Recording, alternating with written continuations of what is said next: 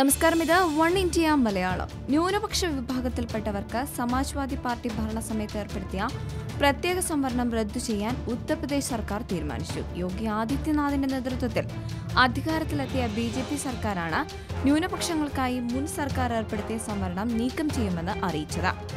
Samajwadi party ഭരണസമയത്ത് 85 പദ്ധതികളിലായി 20% സംവരണം ന്യൂനപക്ഷങ്ങൾക്ക് ഏർപ്പെടുത്തിയിരുന്നു.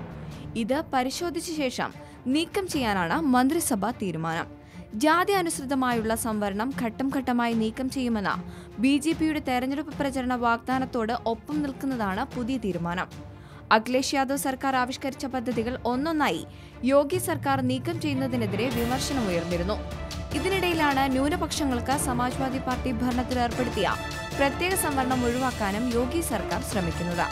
അഖിലേഷ് യാദവ് മുഖ്യമന്ത്രിയായിരിക്കുമ്പോൾ അനുവദിച്ച 60 ലക്ഷം റേഷൻ കാർഡുകൾ വിതരണം ചെയ്യുന്നത് തടഞ്ഞതിന് തൊട്ടുപിന്നാലെയാണ് ന്യൂനപക്ഷങ്ങൾക്ക് അനുവദിക്കപ്പെട്ട സംവരണം വെട്ടിക്കുറച്ചുകൊണ്ട് യോഗി സർക്കാരിന്റെ പുതിയ തീരുമാനം. ഈ റിപ്പോർട്ടിനോട് നിങ്ങൾക്കും പ്രതികരിക്കാവുന്നതാണ് കമന്റിലൂടെ. കൂടുതൽ വാർത്തകൾക്കായി വൺ ഇന്ത്യ മലയാളം സബ്സ്ക്രൈബ് ചെയ്യുക.